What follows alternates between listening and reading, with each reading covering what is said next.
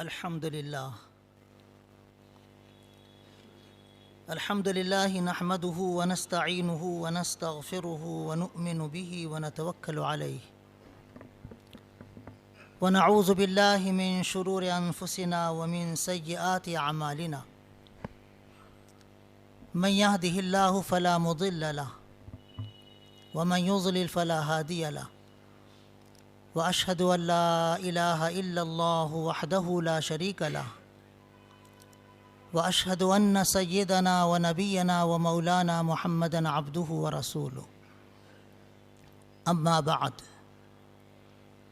فأعوذ بالله من الشيطان الرجيم بسم الله الرحمن الرحيم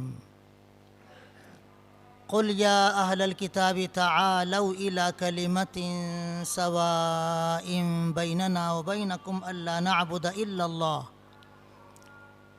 ولا نشرك به شيئا ولا يتخذ بعضنا بعضا أربابا من دون الله فإن تولوا فقولوا اشهدوا بأننا مسلمون يا أهل الكتاب لم تحاجون في إبراهيم وما أنزلت التوراة والإنجيل إلا من بعده أفلا تعقلون ها أنتم هؤلاء حاججتم فيما لكم به علم فلم تحاجون فيما ليس لكم به علم والله يعلم وأنتم لا تعلمون ما كان إبراهيم يهوديا ولا نصرانيا ولكن كان حنيفا مسلما وما كان من المشركين إن أولى الناس بإبراهيم للذين اتبعوه وهذا النبي والذين آمنوا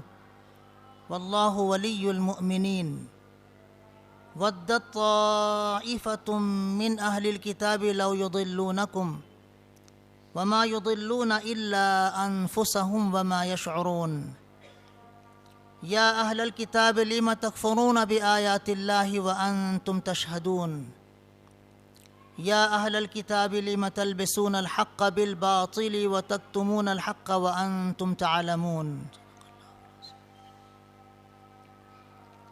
محترم بھائیو، بزرگوں، دوستو، یہ تیسرے پارے کا 15واں رکوع ہے۔ اس رکوع میں اللہ پاک نے یہود و نصارہ کو حضرت ابراہیم علیہ السلام کے بارے میں جو وہ دعویٰ کرتے تھے کہ حضرت ابراہیم علیہ السلام ہمارے پیغمبر ہیں اور ہم ان کے پیروکار ہیں، ان کے اس دعوے کی اللہ نے تردید کی ہے اور یہود و نصارہ کو ایک ایسی بات کی طرف بلایا ہے جو وہ بھی مانتے ہیں اور مسلمان بھی مانتے ہیں، تاکہ وہ ایمان آسانی سے لے آئیں۔ پھر حضور اکرم صلی اللہ علیہ وسلم کی نبوت و رسالت سے متعلق جو توریت و انجیل میں آیتیں تھیں، یہود و نصارہ ان آیتوں کو چھپا لیتے تھے، اور کوئی اگر پوچھتا تھا کہ تم اہل کتاب ہو، یہ واقعی پیغمبر ہیں کیا، تو وہ ان آیتوں کو بتاتے نہیں تھے اور انکار کر دیتے تھے۔ اس پر اللہ پاک نے رکوع کے اخیر میں انہیں تنبیہ فرمائی ہے، اور حضرت ابراہیم علیہ السلام سے تعلق رکھنے والے کون ہیں، ان سے نسبت رکھنے والے کون ہیں، ان سے قریب کون ہیں، یہ اللہ پاک نے حقیقت واضح فرمائی ہے، بیان فرمائی ہے۔ ترجمہ سنیے۔ اے محمد صلی اللہ علیہ وسلم، آپ ان سے کہہ دو کہ اے اہل کتاب، آؤ ایک ایسی بات کی طرف جو تمہارے اور ہمارے درمیان یکساں ہے، تم بھی مانتے ہو اور ہم بھی اسے مانتے ہیں، اور وہ بات یہ ہے کہ ہم صرف اللہ کی عبادت کریں، اس کے ساتھ کسی کو شریک نہ کریں، اور ہم اللہ کو چھوڑ کر کسی کو رب نہ بنائیں۔ اور اگر یہ اس عقیدے کو، اس دعوت کو قبول کرنے سے انکار کرتے ہیں تو آپ ان سے صاف کہہ دو کہ تم گواہ رہو ہم تو مسلمان اور فرما بردار ہیں۔ اے اہل کتاب، تم ابراہیم علیہ السلام کے بارے میں بحث کیوں کر رہے ہو؟ حالانکہ توریت اور انجیل تو یہ سب ابراہیم علیہ السلام کے بعد میں نازل ہوئی ہے۔ تم اتنا بھی نہیں سمجھتے؟ تم نے ان باتوں میں تو خوب بحث کر لی جن باتوں کا تمہیں علم تھا، اب ان باتوں میں کیوں بحث کرنے لگے ہو جن کا تمہیں علم نہیں ہے؟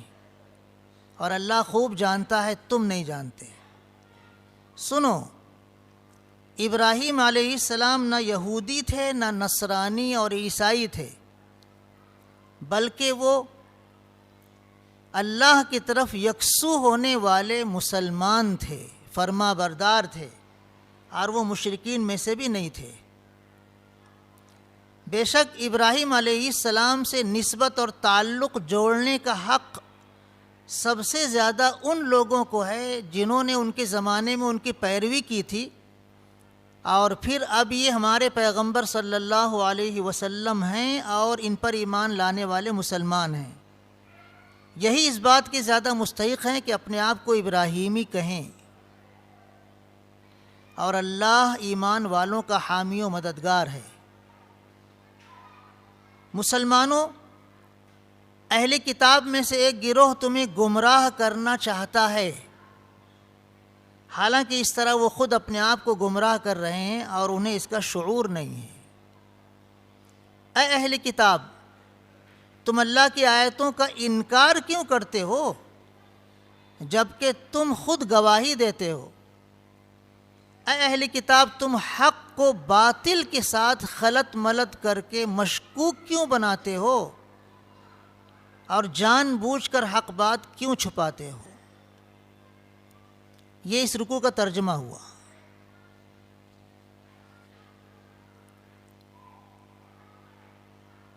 محترم بزرگوں، اللہ پاک نے حضرت ابراہیم علیہ السلام کو یہ مقام عطا فرمایا ہے کہ دنیا کی ہر قوم ان سے اپنا تعلق اور اپنی نسبت قائم کرنے پر فخر کرتی ہے۔ مکے کے مشرکین بھی کہا کرتے تھے کہ ہم ابراہیمی ہیں، ہمارے جد امجد حضرت ابراہیم علیہ السلام ہیں، اور ان کے بنائے ہوئے خانہ کعبہ کے ہم مجاور ہیں، اس کی حفاظت کرنے والے ہیں، اس کا طواف کرنے والے ہیں، اس کا حج کرنے والے ہیں، اس کا عمرہ کرنے والے ہیں۔ مشرکین مکہ بھی یہ دعویٰ کیا کرتے تھے۔ یہودی بھی کہتے تھے کہ ہم ابراہیمی ہیں، ہم حضرت ابراہیم علیہ السلام کے پیروکار ہیں، اور عیسائی بھی کہتے تھے کہ ہم ابراہیمی ہیں، ہم حضرت ابراہیم علیہ السلام کے متبع اور پیروکار ہیں۔ تو اللہ پاک نے صاف فرمایا کہ ابراہیم علیہ السلام نہ یہودی تھے، نہ نصرانی تھے، اور نہ مشرکین میں سے تھے۔ وہ تو اللہ کی طرف یکسو ہو کر، لو لگا کر فرما برداری کرنے والے مسلمان تھے۔ اگر تم یہ دعویٰ کرتے ہو کہ وہ یہودی تھے اور نصرانی تھے، تو یہودیت یا نصرانیت جو توریت اور انجیل نازل ہونے کے بعد وجود میں آئی ہے، تو یہ توریت اور انجیل تو حضرت ابراہیم علیہ السلام کے صدیوں بعد نازل ہوئی ہے، تو حضرت ابراہیم علیہ السلام یہودی کیسے ہو گئے؟ یہودیت توریت نازل ہونے کے بعد وجود میں آئی ہے، نصرانیت انجیل نازل ہونے کے بعد وجود میں آئی ہے، اور حضرت ابراہیم علیہ السلام تو صدیوں پہلے ان سے گزرے ہیں۔ اس زمانے میں نہ توریت تھی نہ انجیل تھی، تو یہودی اور نصرانی کیسے ہو گئے؟ اور مشرکین کہتے ہیں کہ وہ مشرکین میں سے تھے، تو یہ تو نعوذ باللہ من ذالک سراسر غلط ہے۔ وہ مشرکین میں سے تھے ہی نہیں، بلکہ وہ تو اللہ کی طرف یکسو ہو کر عبادت کرنے والے، لو لگانے والے تھے، اللہ کی توحید کے علم بردار تھے، بت پرستی کے اتنے مخالف تھے کہ قرآن کریم میں ان کا وہ واقعہ اللہ پاک نے ذکر فرمایا ہے جب انہوں نے بت پرستی کرنے والوں کی آنکھوں کے سامنے سارے بتوں کو توڑ دیا تھا اور بڑے بت کو چھوڑ دیا تھا۔ مشہور واقعہ ہے، جب وہ واقعہ آپ پڑھیں گے انشاءاللہ 23ویں پارے میں تب اس کی تفسیر آپ سنیں گے۔ اسی طرح یہودی لوگ اور عیسائی لوگ ان باتوں میں بحث کرتے تھے جن کا انہیں علم تھا۔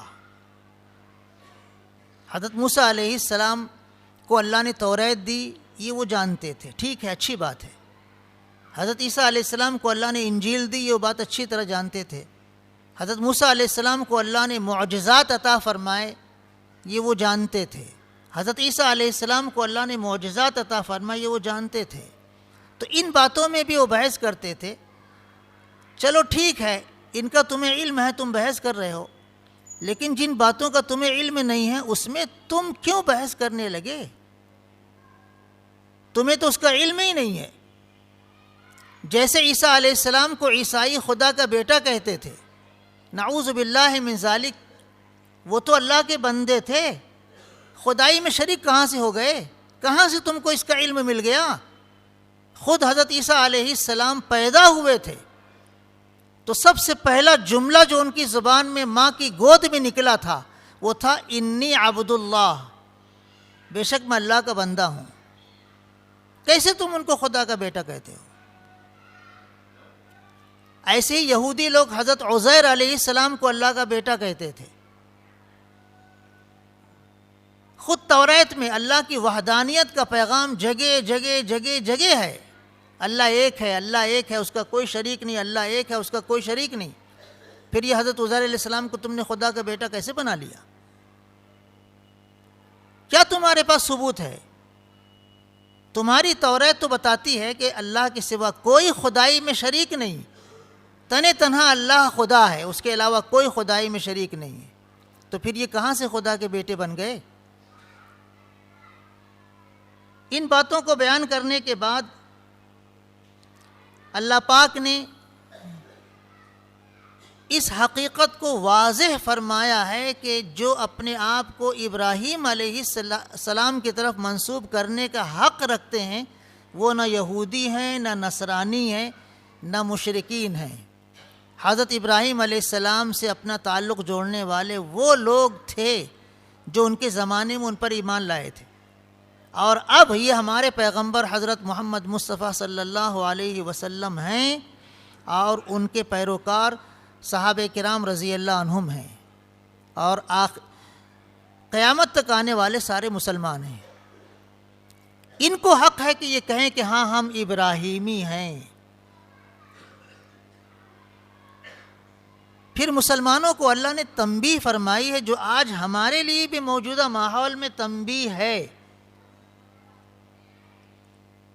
اللہ پاک نے فرمایا کہ اہل کتاب کا ایک گروہ چاہتا ہے کہ تم کو گمراہ کر دے، لیکن تم چوکنے رہنا، اپنے دین پر قائم رہنا، یہ تمہیں گمراہ نہیں کر سکیں گے، یہ خود اپنے آپ کو گمراہ کر ڈالیں گے اور انہیں اس کا شعور بھی نہیں ہوگا۔ آج سیدھے سادے بھولے بھالے مسلمان جن کو دین کا علم خاصا ہوتا نہیں ہے، وہ غیر مسلموں کے پڑھاوے میں آ کر مرتد ہو جاتے ہیں، نعوذ باللہ من ذالک۔ مسلمانوں کو اپنے دین کی حفاظت، اپنے ایمان کی حفاظت کرنا بہت ضروری ہے، چاہے یہودی ہوں، چاہے عیسائی ہوں، چاہے مشرک اور کافر ہوں۔ وہ مسلمانوں کو اگر گمراہ کرنے کی کوشش کرتے ہیں تو مسلمانوں کو نرم چارہ بننا نہیں چاہیے کہ وہ ان کے جھانسے میں آ کر مرتد ہو جائیں، العیاذ باللہ ثم العیاذ باللہ۔ اپنے ایمان پر جمنا چاہیے، پہاڑ کی طرح مضبوط رہنا چاہیے۔ ہمارا سب کچھ تج دیا جائے منظور ہے، لیکن ایمان کو ہم چھوڑ نہیں سکتے، ایمان کا دامن ہم چھوڑ ہی نہیں سکتے۔ یہ عزم اور یہ پختہ ارادہ ہمارے درمیان ہونا چاہیے۔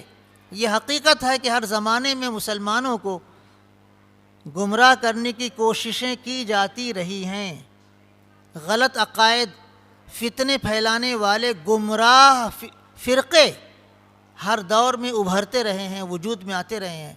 مسلمانوں کو ہوشیار رہنا چاہیے اور اپنے ایمان کی حفاظت کرنا چاہیے۔ پھر اس کے بعد یہود اور نصارہ کو اللہ پاک نے تنبیہ کی ہے کہ دیکھو تم اللہ کی آیتوں کا انکار کیوں کرتے ہو اور اللہ کی آیتوں کو چھپاتے کیوں ہو؟ جب عربوں میں سے کوئی شخص یہودیوں کے پاس یا عیسائیوں کے پاس جاتا تھا اور پوچھتا تھا کہ یہ واقعی پیغمبر ہیں کیا؟ محمد ابن عبداللہ صلی اللہ علیہ وسلم واقعی پیغمبر ہیں کیا؟ تم اہل کتاب ہو، تمہاری کتاب میں کیا لکھا ہوا ہے ان کے بارے میں، ہے کیا کچھ؟ تو وہ انکار کر دیتے تھے، نہیں کچھ نہیں ہے، ہماری کتابوں میں کچھ نہیں ہے ان کے بارے میں۔ جبکہ سورہ صف میں اللہ پاک نے خود یہ بات نازل فرمائی ہے کہ حضرت عیسیٰ علیہ السلام نے ببانگ دہل علی الاعلان یہ فرمایا تھا کہ اے میری قوم کے لوگوں، اے بنی اسرائیل، میرے بعد ایک پیغمبر آنے والے ہیں، میں ان کی آمد کی خوشخبری دے رہا ہوں، ان کا اسم گرامی احمد ہوگا صلی اللہ علیہ وسلم۔ باقاعدہ قرآن کریم میں اللہ پاک نے آیت نازل فرمائی سورہ صف میں۔ تو حضرت عیسیٰ علیہ السلام نے تو سب کے سامنے حضور اکرم صلی اللہ علیہ وسلم کا اسم گرامی بیان کر کے ان پر ایمان لانے کی دعوت دی تھی اور ان کی خوشخبری سنائی تھی۔ ایسی توریت میں بھی حضور اکرم صلی اللہ علیہ وسلم کے بارے میں آیتیں تھیں، لیکن یہودیوں نے اس کو چھپا لیا اور کسی کے سامنے بتاتے نہیں تھے۔ حضرت صفیہ رضی اللہ تعالیٰ عنہ جو ام المومنین ہیں، ایک یہودی عالم اور ایک یہودی سردار کی بیٹی ہیں۔ ایمان لانے کے بعد حضرت صفیہ رضی اللہ تعالی عنہا نے کہا کہ میرے والد اور میرے چچا دونوں حضور اکرم صلی اللہ علیہ وسلم کی بارگاہ میں پہنچے یہ تحقیق کرنے کے لیے کہ یہ واقعی وہی پیغمبر ہیں جن کی خوشخبری ہماری کتاب میں دی گئی ہے یا یہ وہ نہیں ہیں۔ تو دونوں بھائی پہنچ کر ساری علامتیں جان لیے، جانچ لیے، سمجھ لیے، پرکھ لیے اور گھر آ کر آپس میں گفتگو کر رہے تھے۔ حضرت صفیہ رضی اللہ تعالیٰ عنہ یہودی خاندان کی چشم و چراغ تھیں۔ وہ کہتی ہیں اچانک میری آنکھ کھلی، رات کا وقت تھا، میرے چچا میرے والد سے کہنے لگے بھیا ہم تو ان سے گفتگو کر کے آ گئے، میں تم سے پوچھ رہا ہوں کہ کیا یہ واقعی وہی پیغمبر ہیں جن کی خوشخبری ہماری کتابوں میں دی گئی ہے؟ تو والد صاحب کہتے ہیں جی ہاں یہ وہی پیغمبر ہے۔ تو میرے چچا نے کہا کہ بھیا پھر چلو نا ہم ایمان لے آئیں ان پر، ان کی آمد کا تو ہم کو انتظار تھا نا۔ تو میرے والد کہنے لگے نہیں بھائی ہم ایمان نہیں لائیں گے، ہم جانتے ہیں یہ وہی پیغمبر ہے لیکن ایمان نہیں لائیں گے۔ یہ عربوں میں کیوں مبعوث ہو گئے، ہمارے خاندان میں کیوں نہیں آئے، ہم ان پر ایمان نہیں لائیں گے۔ ضد اور ہر دھرمی کی وجہ سے، خاندانی عصبیت کی وجہ سے ایمان سے محروم رہے، جبکہ وہ گواہی دے رہے ہیں کہ ہاں یہ وہی پیغمبر ہے۔ اللہ پاک نے ارشاد فرمایا اس رکوع میں، اے اہل کتاب تم اللہ کی آیتوں کا انکار کیوں کرتے ہو؟ توریت اور انجیل میں جو آیتیں حضور اکرم صلی اللہ علیہ وسلم کی خوشخبری دینے والی آیتیں ان کا انکار کیوں کرتے ہو جبکہ تم خود گواہی دیتے ہو کہ ہاں یہ وہی پیغمبر ہے۔ یہ ایک واقعہ نہیں ہے، ایسے بہت سارے واقعات یہودیوں میں، عیسائیوں میں اور مشرکین مکہ میں بھی وجود میں آئے۔ ابو جہل اور اس کے لیول کے بڑے بڑے سردار رات کی تاریکی میں حضور اکرم صلی اللہ علیہ وسلم کے دولت کدے کے پاس چھپ کر قرآن سنتے تھے۔ آپ نماز میں تہجد میں قرآن پڑھتے تھے، ہلکی آواز بلند رہتی تھی، آہستہ سے نہیں پڑھتے تھے، تھوڑا آواز بلند کر کے پڑھتے تھے۔ باہر دیوار کے باہر آواز سنائی دیتی تھی. یہ رات کے اندھیرے میں قرآن سنتے تھے. کسی چھوٹے کافر نے دیکھ لیا اور ان سے کہا کہ تم ہم کو قرآن سے دور رکھنے کی کوشش کرتے ہو, حضرت محمد صلی اللہ علیہ وسلم کے قریب جانے نہیں دیتے ہو, ان کو جادوگر کہتے ہو, ان کو جھوٹا کہتے ہو, ان کو تم ساحر کہتے ہو, ان کو مجنوں کہتے ہو, نعوذ باللہ من ذالک, تو پھر تم خود کیوں جا کر چپکے چپکے قرآن سنتے ہو؟ اس طرح تو لوگ ایمان انہی پر لائیں گے, تمہاری بات تو مانیں گے بھی نہیں. تو ابو جہل نے صاف کہا تھا, دیکھو ہم سب قریش خاندان کے ہیں, محمد ابن عبداللہ صلی اللہ علیہ وسلم بھی قریش خاندان کے ہیں, لیکن بنو ہاشم کے ہیں, ہاشم کی اولاد میں سے ہیں, اور ہم بھی قریش خاندان کے ہیں, لیکن ہم دوسری شاخ کے ہیں. کوئی بنو امیہ کا ہے, کوئی بنو عبد شمس کا ہے. تو ابو جہل نے کہا کہ ہم بنو ہاشم سے مقابلہ ہر میدان میں کرتے چلے آئے ہیں. وہ سخاوت کرتے تھے, ہم بھی سخاوت کرنے لگے. وہ طواف کرنے والے برہنہ لوگوں کو کپڑا دیتے تھے, ہم بھی کپڑا دینے لگے. وہ خانہ کعبہ کی حفاظت اور نگرانی کرتے تھے, ہم بھی نگرانی کرنے لگے. جس میدان میں وہ آگے بڑھتے تھے ہم ان سے پیچھے نہیں رہتے تھے, ہم بھی آگے بڑھتے تھے.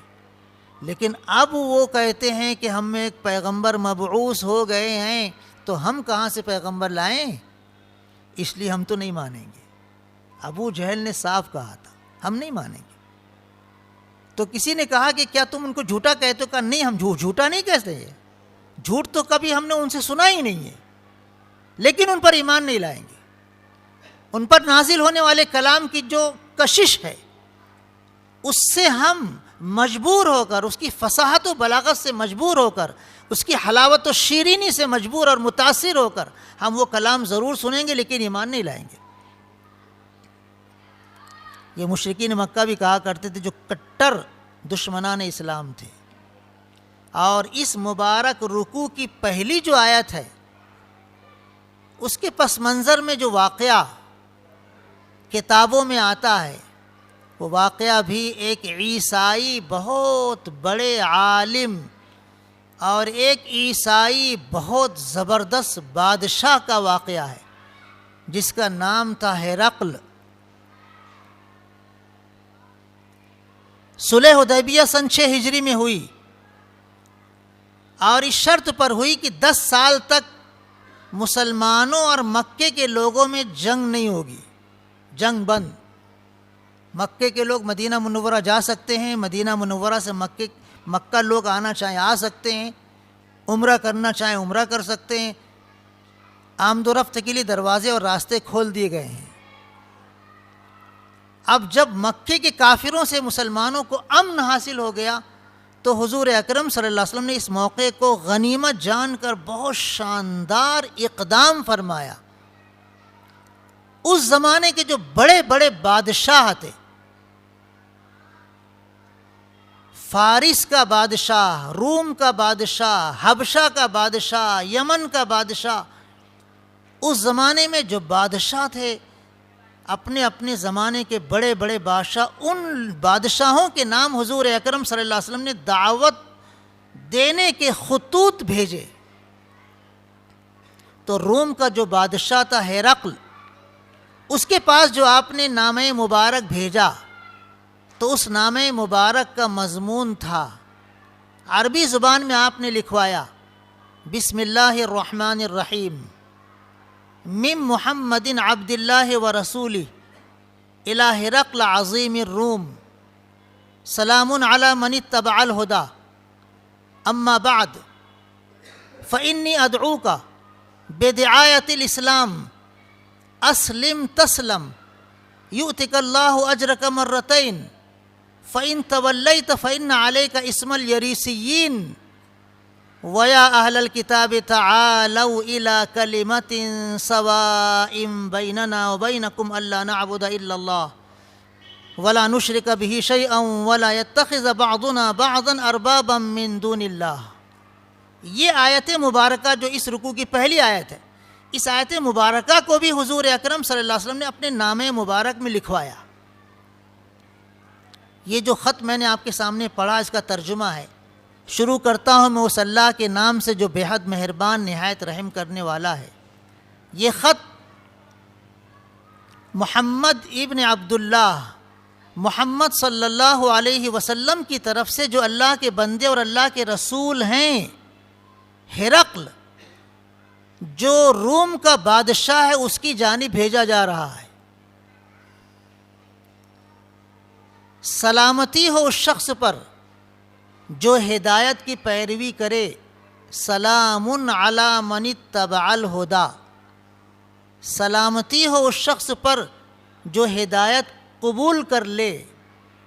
یہ جملہ علماء لکھتے ہیں کہ اگر کسی غیر مسلم کو سلام کرنا ہو تو السلام علیکم نہیں بولنا چاہیے، السلام علیکم نہیں لکھنا چاہیے، بلکہ اس کو سلام کرنا چاہیے سلام علی من اتبع الہدی. یہ جملہ غیر مسلموں کو سلام کرنے کا حضور اکرم صلی اللہ علیہ وسلم سے ثابت ہے کہ آپ نے ہرقل جو غیر مسلم تھا، عیسائی تھا، ایمان والا نہیں تھا، اس کو خط لکھا تو اس کے سلام میں یہ جملہ لکھا سلام علی من اتبع الہدی. بہت سارے غیر مسلم ایک دم صاف فصیح عربی زبان میں بہترین تلفظ کے ساتھ السلام علیکم کہتے ہیں اور چاہتے ہیں کہ ویسے ہی ہم جواب دیں جیسے ہم آپس میں ایک دوسرے کو جواب دیتے ہیں.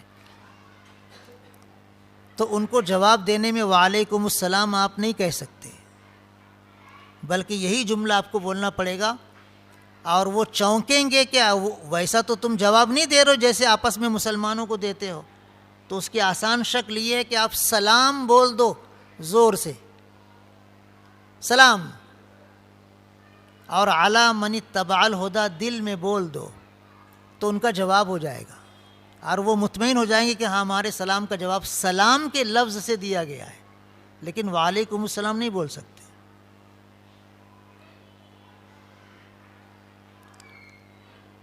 حضور اکرم صلی اللہ علیہ وسلم کے مبارک نامے کا مضمون تھا سلامتی ہو اس شخص پر جو ہدایت قبول کر لے، ہدایت کی پیروی کرے. اما بعد، بہرحال ان چیزوں کے بعد، میں تجھے اے ہرقل بادشاہ اسلام کی دعوت دے رہا ہوں. اسلم تسلم، دو جملے ہیں، اسلم تسلم، لیکن اتنے جامع ہیں یہ کلمات کہ حضور اکرم صلی اللہ علیہ وسلم کا جو معجزہ ہے، حضور اکرم صلی اللہ علیہ وسلم نے ارشاد فرمایا مجھے جوامع کلم دیے گئے ہیں.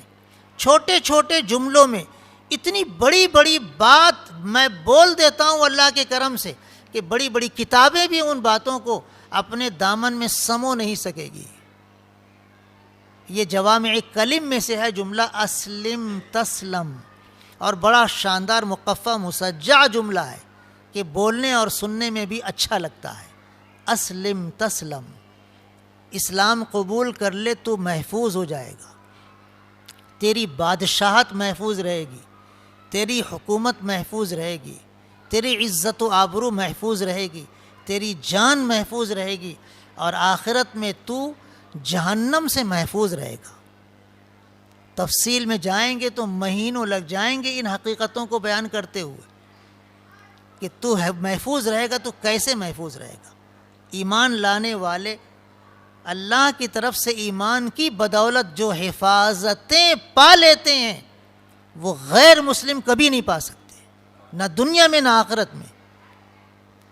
آپ نے فرمایا اسلام قبول کر لے تو محفوظ ہو جائے گا، تو سلامتی والا ہو جائے گا.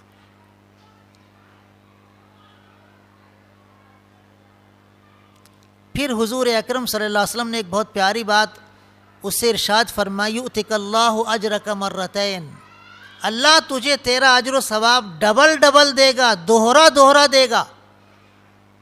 اگر تو مجھ پر ایمان لے آئے گا تو تجھ کو ہر نیکی کا ثواب دگنا ملے گا. حضور اکرم صلی اللہ علیہ وسلم کی مبارک حدیث ہے کہ 3 لوگ ایسے ہیں کہ ان کی ہر نیکی کا ثواب دوہرا ملتا ہے۔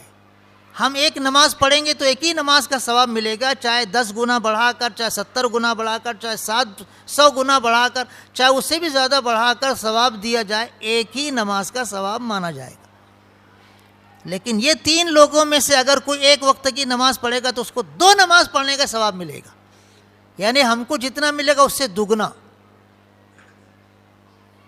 تو ان 3 لوگوں میں سے ایک وہ شخص ہے جو پہلے کسی پیغمبر پر ایمان رکھتا ہو، حضرت موسیٰ علیہ السلام، حضرت عیسیٰ علیہ السلام، حضرت داؤد علیہ السلام، پہلے کسی اور پیغمبر پر ایمان رکھتا ہو اور پھر حضرت محمد صلی اللہ علیہ وسلم پر بھی ایمان لے آئے تو اس کو ہر نیکی کا ثواب دوہرا ملے گا۔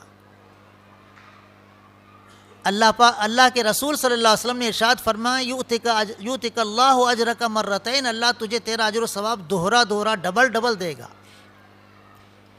اور اگر تو ایمان نہیں لایا تو تجھ پر تو ایمان نہ لانے کا وبال آئے گا ہی، تیرے ایمان نہ لانے کی وجہ سے تیری جو رعایا ہے کسانوں کی، ان کا وبال اور گناہ بھی تجھ پر ہی آئے گا۔ تو اگر ایمان لے آئے گا وہ بھی ایمان لے آئیں گے، اور اگر تو ایمان نہیں لائے گا تو وہ بھی ایمان نہیں لائیں گے، تو ان کے ایمان نہ لانے کا وبال بھی تجھ پر آئے گا۔ پھر آپ نے یہی آیت مبارکہ اس میں لکھی تھی کہ اے اہل کتاب، آؤ ایسی بات کی طرف جو تمہارے اور ہمارے درمیان یکساں ہیں، جس کو تم بھی مانتے ہو ہم بھی مانتے ہیں، اور وہ یہ ہے کہ ہم صرف ایک اللہ کی عبادت کریں، اس کے ساتھ کسی کو شریک نہ کریں، اور اللہ کو چھوڑ کر کسی کو رب نہ بنائیں۔ یہ ہے مبارک آیت۔ اب یہ جو بادشاہ تھا ہرقل، جب اس کے پاس نامہ مبارک پہنچا عربی زبان میں لکھا ہوا، تو اس نے اپنے ترجمان کو بلایا جو عربی زبان جانتا تھا، اس کو بلا کر کہا دیکھو یہ خط کہاں سے آیا ہے؟ تو کہا یہ مدینہ منورہ سے آیا ہے۔ حضور اکرم صلی اللہ علیہ وسلم صلح حدیبیہ کے بعد یہ خط مدینہ منورہ سے بھیجے تھے۔ کہا عرب کے علاقے کا یہاں کوئی ہمارے ملک میں تجارتی قافلہ ہو تو اسے لاؤ بلا کر، میں اس سے گفتگو کرنا چاہتا ہوں۔ تو ڈھونڈا گیا تو ابو سفیان ملک شام گئے تھے، اس وقت کافر تھے، اس وقت ایمان نہیں لائے تھے۔ صلح حدیبیہ کے بعد کا زمانہ تھا، اس زمانے میں ابو سفیان ایمان نہیں لائے تھے، وہ فتح مکہ کے موقع پر ایمان لائے۔ تو وہ خود کہتے ہیں جبکہ وہ کافر تھے، وہ کہتے ہیں کہ ہم کو بادشاہ کی خدمت میں پورے تجارتی قافلے کو لا کر پیش کیا گیا۔ بادشاہ نے اپنے ترجمان کو بلا کر کہا کہ ان سے پوچھو جو پیغمبر تمہارے علاقے میں، عرب کے علاقے میں اپنے آپ کو پیغمبر کہتے ہیں، ان سے تم میں کون سب سے زیادہ قریبی نسب اور رشتہ داری والا ہے؟ کون ان کا قریبی رشتہ دار ہے؟ تو ابو سفیان نے کہا میں ہوں، میں بھی انہی کے خاندان کا ہوں، قریش خاندان کا۔ بادشاہ نے اپنے ترجمان سے کہا کہ اس کو مجھ سے قریب کرو۔ ابو سفیان کو بادشاہ کے قریب کیا گیا اور ان کے ساتھیوں کو ابو سفیان کے پیچھے بٹھایا گیا، اور بادشاہ نے ترجمان سے کہا کہ ان کے ساتھیوں سے کہو کہ میں اس شخص سے کچھ سوالات کروں گا، اگر یہ جھوٹ بولے گا تو تم ٹوک دینا کہ جھوٹ بول رہا ہے، جھوٹ بول رہا ہے، جھوٹ بول رہا ہے۔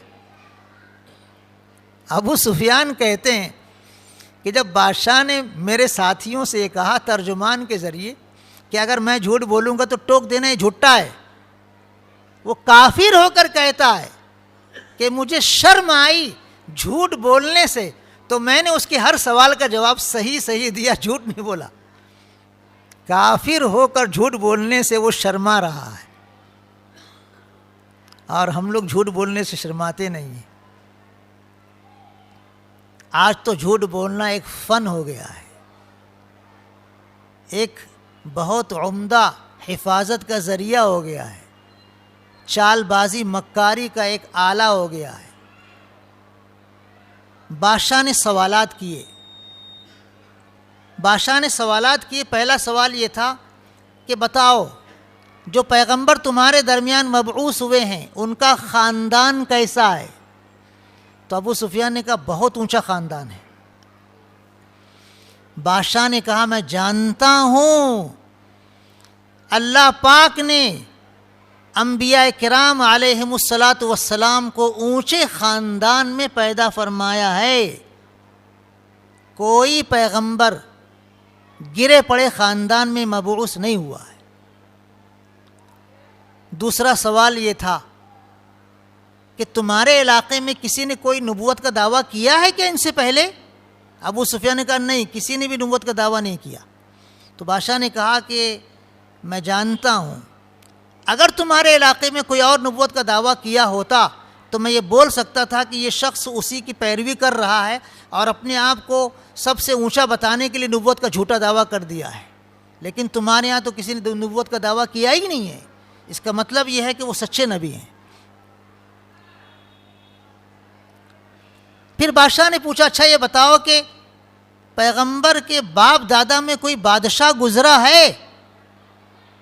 تو ابو سفیان نے کہا نہیں، کوئی بادشاہ ان کے خاندان میں نہیں ہے، پہلے کبھی نہیں رہے۔ تو بادشاہ نے کہا کہ میں جانتا ہوں اگر ان کے باپ دادا میں کوئی بادشاہ گزرا ہوتا تو میں کہہ سکتا تھا کہ اپنی کھوئی ہوئی بادشاہت واپس لانے کے لیے جھوٹا نبوت کا دعویٰ کر رہے ہیں، لیکن نہیں، کوئی ان کے یہاں بادشاہ گزرا ہی نہیں ہے، اس لیے سچے نبی ہیں۔ پھر بادشاہ نے پوچھا اچھا یہ بتاؤ ان پر ایمان لانے والے مالدار لوگ زیادہ ہیں یا غریب ٹوٹے پھوٹے لوگ زیادہ ہیں؟ ابو سفیان نے کہا کہ سب کمزور اور غریب لوگ ہیں، اکا دکا ہوں گے کچھ مالدار۔ تو بادشاہ نے کہا مجھے اس بات کا علم ہے کہ جب بھی کوئی پیغمبر مبعوث ہوتے ہیں ان پر ایمان لانے والے عام طور پر گرے پڑے لوگ ہوتے ہیں، کمزور لوگ ہوتے ہیں، دبائے ہوئے کچلے ہوئے لوگ ہوتے ہیں۔ مالدار تو اپنی مالداری کے گھمنڈ میں ایمان نہیں لاتے ہیں، یہ سچے نبی ہیں۔ پھر بادشاہ نے پوچھا ابو سفیان سے کہ ان پر ایمان لانے والے زیادہ ہو رہے ہیں یا کم ہو رہے ہیں؟ ابو سفیان تو سچ بولنے کا بیڑا اٹھایا تھا، وہ سمجھ گیا تھا جھوٹ بولوں گا تو پورے مکے میں مجھ کو جھٹا مشہور کر دیں گے یہ لوگ۔ اس نے کہا ان پر ایمان لانے والے روز بڑھتے ہی چلے جا رہے ہیں، کم کیا ہوں گے، روز زیادہ ہو رہے ہیں۔ تو بادشاہ نے کہا ایمان ایسا ہی ہوتا ہے کہ اس کے قبول کرنے والوں کی تعداد بڑھتی ہی چلی جاتی۔ پھر بادشاہ نے پوچھا اچھا یہ بتاؤ کہ ایمان لانے کے بعد کوئی مرتد بھی ہوا ہے کیا؟ ابو سفیان نے ایک دم سچی بات کہہ دی، آج تک کوئی مرتد نہیں ہوا ہے۔ بادشاہ نے کہا ہم جانتے ہیں کہ ایمان جب دلوں کے اندر پیوست ہو جاتا ہے تو اس کی بشاشت، اس کی حلاوت، اس کی شیرینی دل کی رگ رگ میں پیوست ہو جاتی ہے اور وہ نکل نہیں سکتی، کوئی مرتد نہیں ہو سکتا۔ اس کے بعد والے رکوع میں ایک یہودیوں کی چال بازی آپ سنیں گے اسی نقطے کے پس منظر میں کہ مسلمانوں میں سے کوئی مرتد نہیں ہو رہا تھا۔ بادشاہ نے کہا واقعی یہ سچے نبی ہیں کہ ان پر ایمان لانے والے واقعی ایمان والے ہیں۔ پھر بادشاہ نے پوچھا اچھا تمہاری ان سے کبھی جنگ بھی ہوئی ہے؟ تو ابو سفیان نے کہا ہاں جنگ ہوئی ہے نا۔ تو پھر انجام کیا ہوا؟ تو کہا کبھی وہ جیتے کبھی ہم جیتے، بدر میں وہ جیت گئے تھے، احد میں ہم جیتے تھے۔ تو بادشاہ نے کہا مجھے یہ بھی معلوم ہے کہ انبیاء کرام علیہم الصلاۃ والسلام جب باطل سے ٹکراتے ہیں اور ان کی جنگ ہوتی ہے کافروں سے تو کبھی ایمان والے جیتتے ہیں کبھی کافر جیتتے ہیں۔ یہ اللہ کا ایک عجیب نظام ہے، دنیا ہے، کبھی اللہ ادھر کیا کہتے ہیں فتح دے دیتا ہے، کبھی ادھر فتح دیتا ہے، لیکن آخری فتح مسلمانوں ہی کے حق میں ہوتی ہے۔ پھر اس نے پوچھا اچھا ایک بات بتاؤ کبھی انہوں نے جھوٹ بولا ہے؟ تو ابو سفیان کافر ہونے کے بعد سچی بات کہہ دی، اس نے کہا آج تک ان سے ہم نے جھوٹ کا تجربہ کیا ہی نہیں، کبھی انہوں نے جھوٹ نہیں بولا۔ تو بادشاہ نے کہا میں جانتا ہوں کہ انبیاء کرام علیہم الصلاۃ والسلام سچے ہوتے ہیں، جھوٹ نہیں بولتے ہیں۔ پھر اس نے سوال کیا اچھا ایک بات بتاؤ کہ انہوں نے کبھی تم سے کوئی معاہدہ کیا ہو، کوئی تم سے کوئی ان کا معاہدہ ہوا اور انہوں نے غداری کی ہو، غداری کی ہے؟ تو ابو سفیان نے کہا نہیں کبھی انہوں نے غداری نہیں کی۔ تو اس نے کہا ہاں انبیاء کرام علیہم الصلاۃ والسلام زبان کے دھنی ہوتے ہیں، جب وہ وعدہ کرتے ہیں کسی سے معاہدہ کرتے ہیں تو اس کو نبھاتے ہیں، ہر حال میں نبھاتے ہیں، غداری نہیں کرتے ہیں۔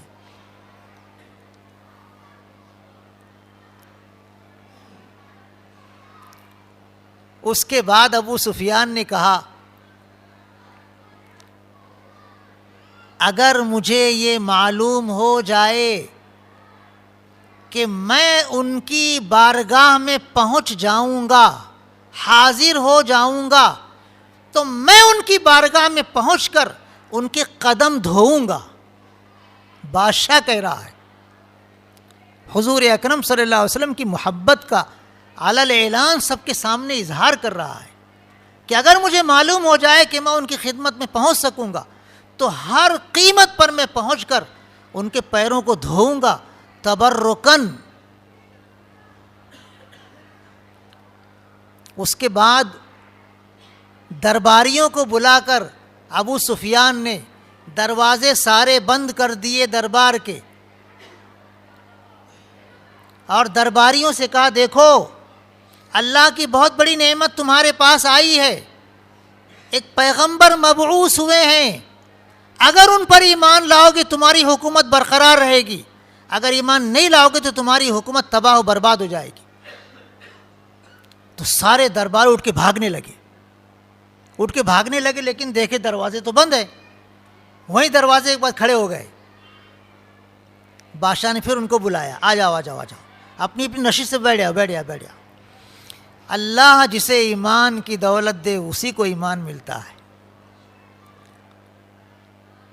اتنی عقیدت و محبت کا اس نے اظہار کیا اور ہر بات سچی اس نے بیان کی، حضور اکرم صلی اللہ علیہ وسلم کی نبوت کی سچائی بیان کی، لیکن اس کے مقدر میں ایمان نہیں تھا۔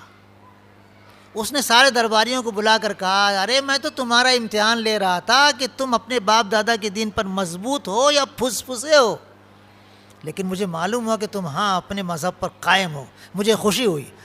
یہ سن کر سارے درباری اس کو سجدہ کیے، اور ابو سفیان کہتے ہیں اس کے بعد ہم کو نکال دیا گیا۔ تو ابو سفیان اپنے ساتھیوں سے کہتا ہے کہ دیکھو محمد ابن عبداللہ صلی اللہ علیہ وسلم کا اتنا دبدبہ ہے، اتنا رعب ہے کہ بادشاہ روم کا ان سے ڈر رہا ہے۔ ایمان ہرقل نہیں لایا۔ یہ عیسائی تھا، حضور اکرم صلی اللہ علیہ وسلم کی نبوت کو اچھی طرح سمجھ لیا تھا، آپ کی نبوت کی سچائی کو اچھی طرح جانچ لیا تھا، لیکن اس کے مقدر میں ایمان نہیں تھا، ایمان نہیں لایا۔ ایسے ہی یہودی اور عیسائی تھے حضور اکرم صلی اللہ علیہ وسلم کے زمانے میں۔ اللہ پاک نے آپ کو تسلی دی ہے کہ اگر یہ ایمان نہیں لاتے ہیں تو آپ کہہ دو کہ ہم تو مسلمان ہیں، تم گواہ رہنا ہم تو مسلمان ہیں، ہم اللہ کے فرما بردار ہیں۔ اللہ پاک ہم سب کا ایمان کامل پر خاتمہ فرمائے، کفر شرک سے ہماری حفاظت فرمائے، فتنوں سے ہماری حفاظت فرمائے۔ آمین۔ وآخر دعوانا ان الحمد للہ رب العالمین۔